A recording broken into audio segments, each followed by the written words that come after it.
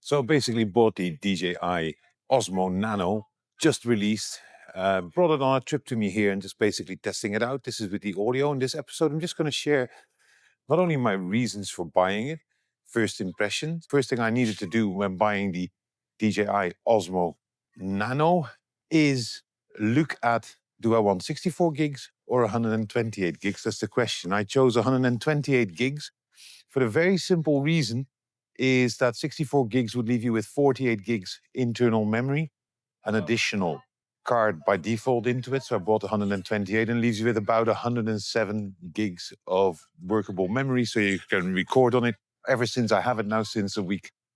Also, 2 software upgrades have been done. So that took 1.2 gig out of it. Yeah, but overall, I would always suggest take the 128 gigabyte internal memory because it just saves you a lot of hassle and you can just add your card into it. Then I needed to see whether I want to have it loose or which combo I was going to buy. And I bought the vlogging edition, which comes with the magnetic lanyard, the small little mic. So no transmitter and receiver. It immediately transmits into the camera. Same as with DJI Pocket 3, only this is very small. Came with a suction cup, which is great for time lapses. You can just stick it onto a window. So where I'm going to use this for. And most of the reviews you now see on YouTube comes from people like me who use it as, this kind of cool B-roll kind of vlogging camera because it's modular. That's not my kind of case. I kind of looked at it as like, okay, how can I use it? Is it light? Is it portable? Is it robust?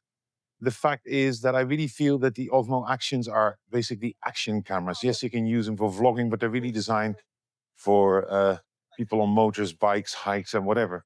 This is a lot, I wouldn't say more fragile, but it just gives me a little bit more customization. And for me, that was a big reason to actually choose the Nano over the Action 5 Pro. Additionally, it comes with many of the same features. I believe it's even the same sensor. What I've seen in some of the reviews, the color rendering between the Action 5 Pro and the Nano is slightly different. Yeah, I hold DJI Pocket 3. Yeah, and the reason for me to buy this additionally is very simple. The Pocket 3 for me is normally my studio cam. Most of the episodes you'll see on the channel here are recorded on the DJI Pocket 3. The simple reasons are I record in D-Log M, so flat profile. I've downloaded the official DJI LUT, which works wonders. So that saves me a lot of time in color grading. That we had the DJI Osmo Action 2, highly anticipated, modular camera, didn't go down well with many of us. And I think that DJI took all that feedback, started engineering, also saw that the Insta360 Go, the original one that I had, I really liked the idea of it, but it wasn't really practical. Right? Oh, there's 2 guys having a fight. Also nice.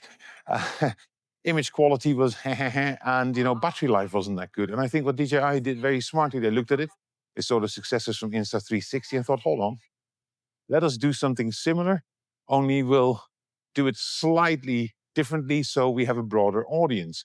This is not focused on content creators.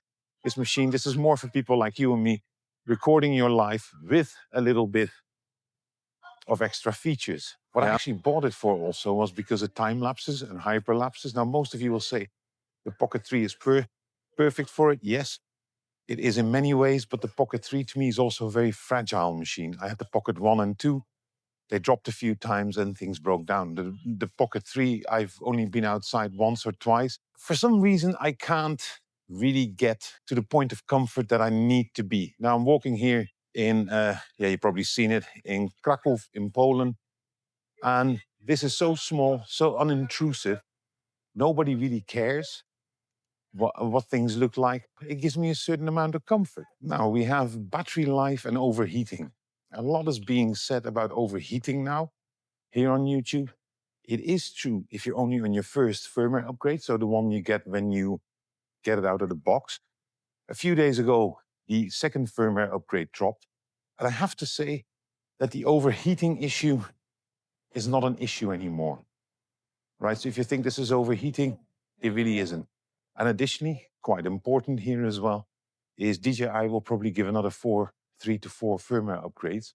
So for me, the overheating, not an issue at all.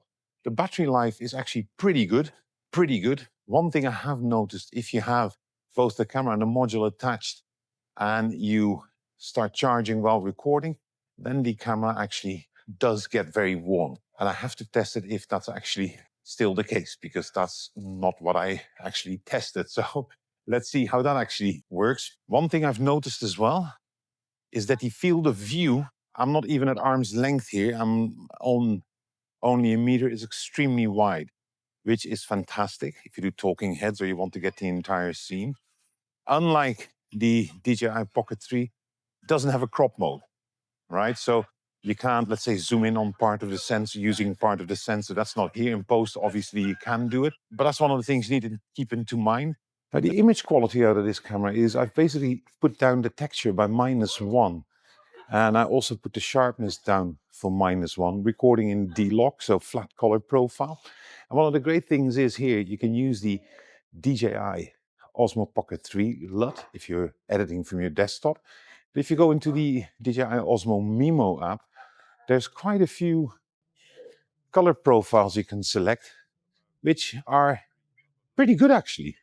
The retros, the movies, and they all give a very distinct look. You can also adjust the parameter, so how intense you want to have it. That's something that I don't see often mentioned or paid attention to, is that's a big selling point because it will save anybody a lot of time editing on one hand.